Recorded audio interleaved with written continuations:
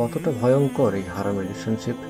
আপনি 5 ওয়াক্ত নামাজ পড়ছেন, প্রতিদিন রুটিন করে কোরআন তিলাওয়াত করছেন, পর্দা করছেন, রাসূল সাল্লাল্লাহু আলাইহি ওয়াসাল্লামের সুন্নাহ মেনে চলছেন, নিয়মিত কত দোয়া করে যাচ্ছেন। আপনার কোনো আইডিয়াই নেই এর ভয়াবহতা সম্পর্কে। শরীয়তের দৃষ্টিকোণ থেকে এই হারাম রিলেশনের অপর নামই জেনা। জেনা কবিরা গুনাহ, যা তওবা ব্যতীত মাফ হয় না। আল্লাহ তাআলা স্বয়ং বলছেন, তোমরা জেনার ধারে কাছেও যেও না। আর আপনি প্রতিদিন নামাজ, কালাম, পর্দা সব কিছু করেছেন, বাট জেনায় লিপ্ত থেকে একটা বেগানা নারী পুরুষের সাথে দিনের পর দিন হারাম রিলেশনে থেকে আপনি আপনার দুনিয়া আখিরাত দুটোই বরবাদ করে ফেলেছেন। আর এই আল্লাহর অবাধ্যতায় ডুবে থেকে আপনি কখনো ভালো থাকতে পারবেন না।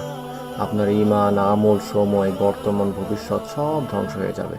শেষ পর্যন্ত হারাম রিলেশনে থাকা মানুষটিকে আপনি জীবনসঙ্গী হিসেবে পাবেন কি না তারও কোনো গ্যারান্টি নেই। অধিকাংশ হারাম রিলেশনের শেষ পরিণতি হয় বিচ্ছেদ অথবা ধোঁকা, কিন্তু পাপগুলো আপনার আমলনামায় থেকেই যায়।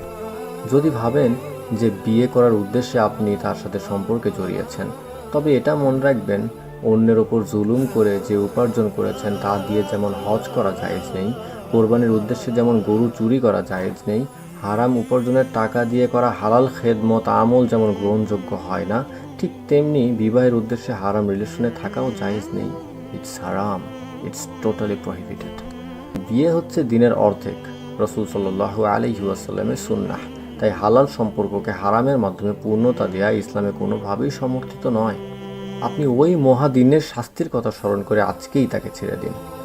আপনার মনে হতে পারে, এখন হঠাৎ করে যদি তাকে ছেড়ে দেই তাহলে সে তো অনেক কষ্ট পাবে।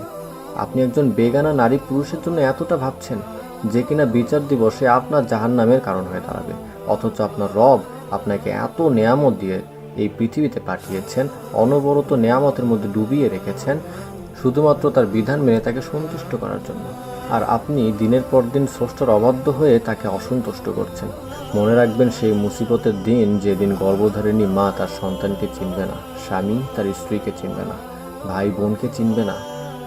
এমন একটা কঠিন মুসিবতের দিন আল্লাহ ব্যতীত আর কেউ থাকবে না। আর সেই স্রষ্টার সাথে নাফরমানি করছেন সৃষ্টির মায়ায় পড়ে। শুধু কবরস্থানের দিকে একটাবার তাকিয়ে দেখুন, কবরের বাসিন্দারা কত অসহায়, একাকী, নির্জন, অন্ধকার কবরে শুয়ে আছেন। কেউ যায়নি তাদের সাথে। আপনার আমার কবরেও একাকী যেতে হবে, তখন সাথে কেউ যাবে না।